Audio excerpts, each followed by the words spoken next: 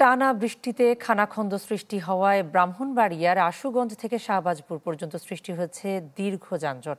Highway police জানায়, আশুগঞ্জ নৌবন্দর থেকে আখাউড়া স্থলবন্দর এই পর্যন্ত যে 4 লেন উন্নীতকরণের কাজ চলছে 6 বছর ধরেই। এতে সরু হয়ে গেছে সড়ক, পাশাপাশি আশুগঞ্জ এবং বিশ্ব রোড মোড় এলাকায় তৈরি হয়েছে খানাখন্দ। এতে 70 কিলোমিটারের গতি থেকে 5 কিলোমিটার গতিতে চলতে হচ্ছে যানবাহনকে। এতে চরম দুর্ভোগে পড়েছেন যাত্রীরা এবং যানজট নিরসনে কাজ করছে হাইওয়ে পুলিশ। সানবিট সব দিবে সামাল। সানবিট ম্যাজিক প্রেস ডিশওয়াশিং এর মাথা ঘোরানো সলিউশন। প্রায় 10টা বাজে উঠেছিলাম থেকে বাসে গ্রামের মধ্যে করে মনে করো 8 পড়তে লাগবে। অনেক দূর মনে করো হাঁটতে আইতেছে, এখন মনে করো গরুতে করতে পারি। রাস্তা ভাঙ্গা, এই কারণে আমরা জামটা বেশি বুক করতেছি। আর রাস্তা যদি ঠিক থাকে তাহলে আমরা জামও করতাম না। আগে রাত্রে 1টার দিকে পড়ছিলাম শাহবাজপুরে, এখন এই যে এই পর্যন্ত আছি সকাল বাজে 9টা।